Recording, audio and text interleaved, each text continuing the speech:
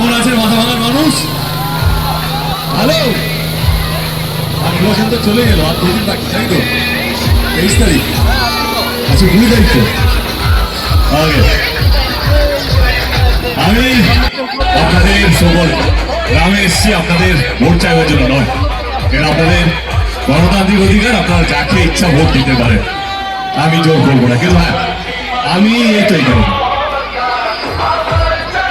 আমি আপনাদের কাছে এসেছি, আপনাদের গ্রামে, আপনাদের মাথায় আমার যিনি প্রার্থী, ওনার জন্য আপনাদের কাছে আশীর্বাদ চাইতে এসেছি। আশীর্বাদ করবেন তো? সঙ্গে আসেন তো?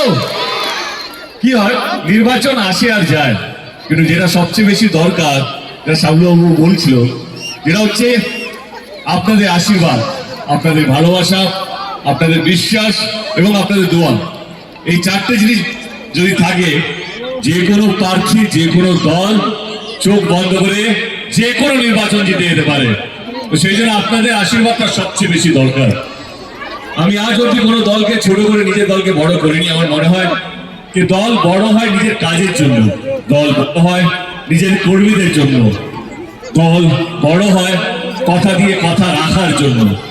এবং আমার দল তৃণমূল কংগ্রেস 2011 থেকে আপনাদের আশীর্বাদে, আপনাদের ভালোবাসায় এবং আপনাদের বিশ্বাসে 15 বছর ধরে রাজ্যে আছে। আমি আমার দলের কিছু কথা রাখবো আপনাদের সামনে, তারপর 23 তারিখে আপনারা কাকে ভোটটা দেবেন সেটা আপনাদের উপর। আমার মনে হয় যে দল কথা দিয়ে কথা রাখে সেই দলের জেতা উচিত। যে দলের কর্মীরা আপনাদের আশেপাশে সুখে দুঃখে থাকে তাদেরই জেতা উচিত। 2011 থেকে আমাদের সরকার এই রাজ্যে আছে। 2011 থেকে আমরা 2021-এরই কথা বলবো। আমরা 2021-এ যখন নির্বাচন হচ্ছিল, আমাদেরকে ব্রিফিং দেওয়া হয়েছিল, দিদি ছিলেন, বললেন এবারে দেব আমরা সবাইকে বলবো যদি আমরা জিতি তাহলে প্রত্যেক কটা মহিলাকে আমরা 500 টাকা করে দেবো।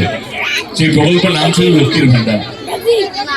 বিরোধীরা বললো কি না, এটা সম্ভবই নয়, 500 টাকা করে বাংলার প্রত্যেকটা মহিলাকে দেওয়া এটা জীবনে সম্ভব হতে পারে না।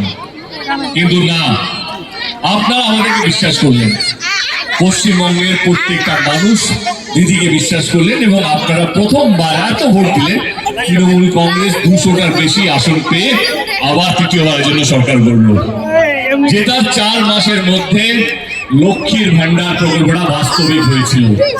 যে প্রকল্পটা 500 টাকা দিয়ে শুরু হয়েছিল, আজকে সেটা 500 টাকা বেশি পাওয়া যাচ্ছে। তাহলে এবার আপনারা বলুন, কোন সরকারে থাকা উচিত? যে কথা দিয়ে কথা রাখে তার, না যে শুধু কথা দিয়ে ভোট নিয়ে পালিয়ে যায় তার? বলুন, যে কথা দিয়ে কথা রাখে, তাই তো? অনেক গ্রামে অনেক পরিবার আছে যাদের কাছে এরকম অর্থ নেই, মেয়েদেরকে সেভাবে স্কুল হয়তো পাঠাতো না একটা সময়।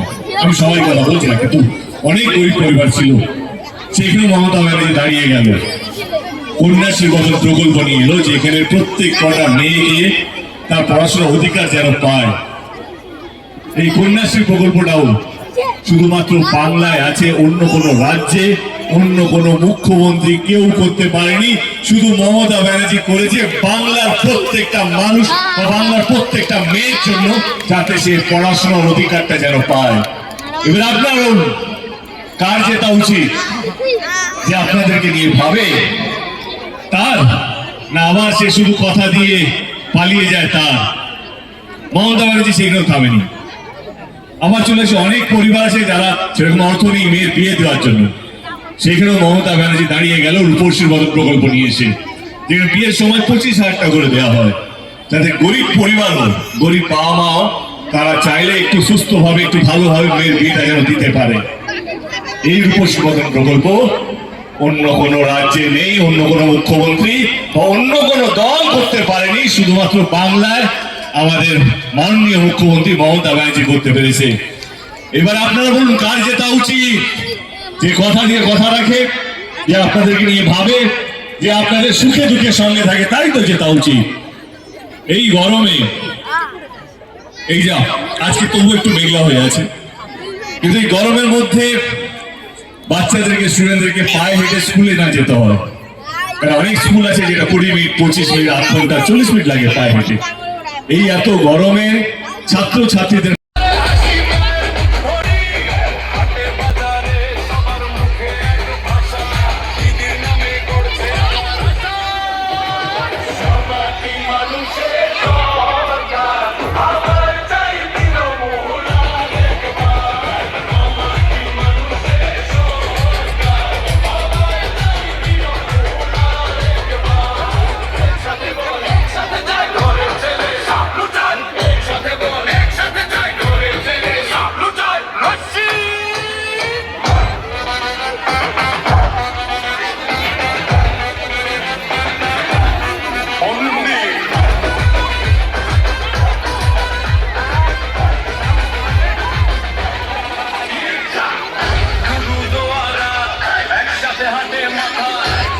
সারা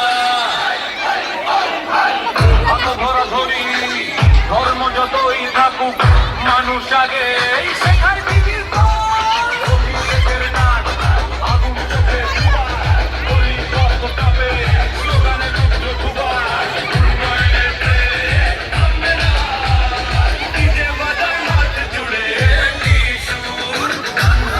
মোবাইল বাম হাতে পতাকা চলে ওঠে নাচে সারা পাকা ঘাট তুই বল সাবলু চাই ভেঙে পড়ে গল কি চাই তুই বল উন্নয়ন চাই করতে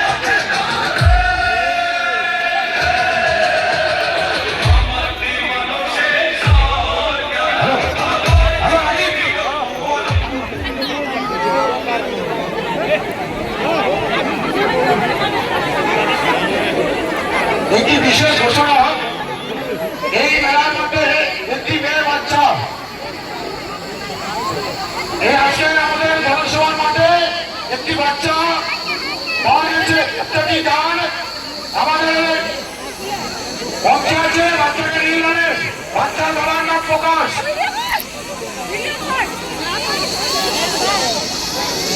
একটি ঘোষণা প্রকাশ বর্মন আপনার মেয়ে হারিয়েছে এই মেলার মাঠে আমাদের মঞ্চে একটি বাচ্চা রয়েছে বাচ্চার বাবা বা মা এসে আমাদের শোভামঞ্চ থেকে নিয়ে যাওয়ার জন্য বিশেষভাবে অনুরোধ রাখছি আমাদের যে আজকে জনসভা হলো এই জনসভায় একটি বাচ্চা আমাদের মঞ্চে আছে বাচ্চার বাবা ও বাচ্চার মা এসে যে কোনো একজন এসে বাচ্চাটাকে নিয়ে যাবে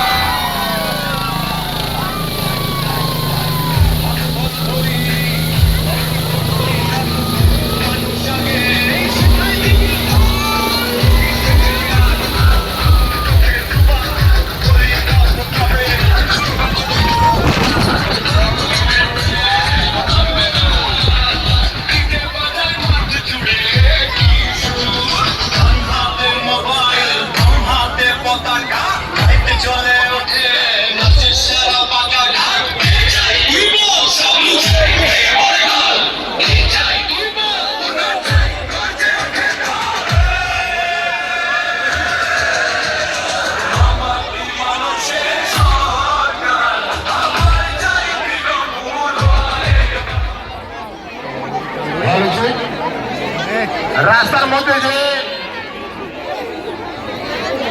যে গাড়িটা রয়েছে সেই গাড়িটি যাওয়ার জন্য বলছি রাস্তাটা ক্লিয়ার করে দেন আপনারা